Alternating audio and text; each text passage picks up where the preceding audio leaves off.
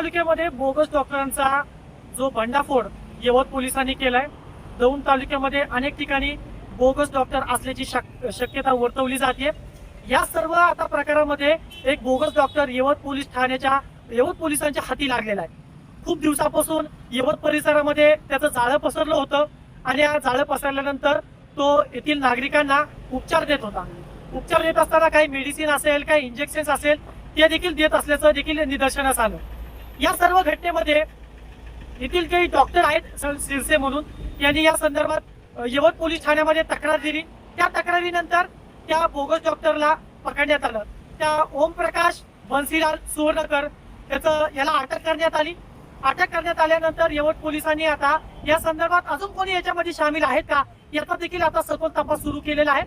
या सर्व माहिती संदर्भात आपण यवत पोलीस ठाण्याचे पोलीस निरीक्षक नारायण देशमुख यांच्याशी आपण जाणून घेणार आहोत की नेमकं प्रकरण काय आहे।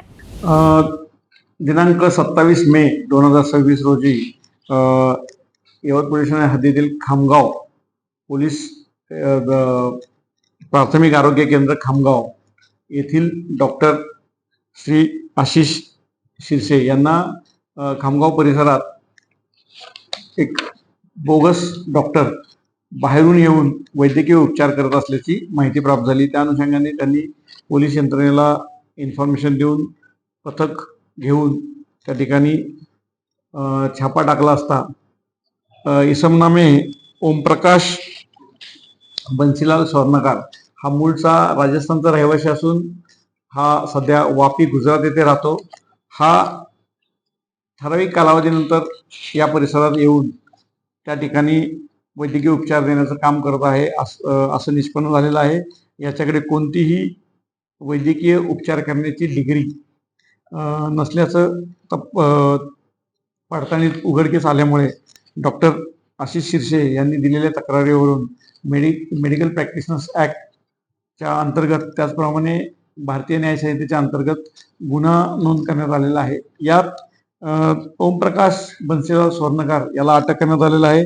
त्याच्या जवळून सुमारे 6,54,000 किमतीचा मुद्देमाल जप्त करण्यात आलेला आहे। त्यातील त्याची ज्या गाडीतून तो येत होता ती गाडी आहे, त्या व्यतिरिक्त त्याच्याकडं औषधाचा साठा होता की जो औषधाचा साठा मोठ्या प्रमाणात त्याच्याकडे मिळून आलेला आहे।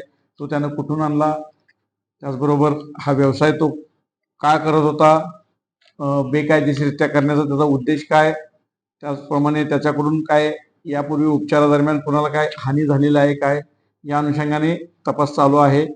सदर आरोपी ओमप्रकाश याची दिनांक 1 जून 2026 पर्यंत पोलीस कस्टडी रिमांड मिळालेले आहे आणि त्या दरम्यान त्याच्याकडून सखोल तपास करून यातील सहभागी लोकांचा तपास करण्यात येऊन योग्य ती पुढील कारवाई करण्यात येत आहे।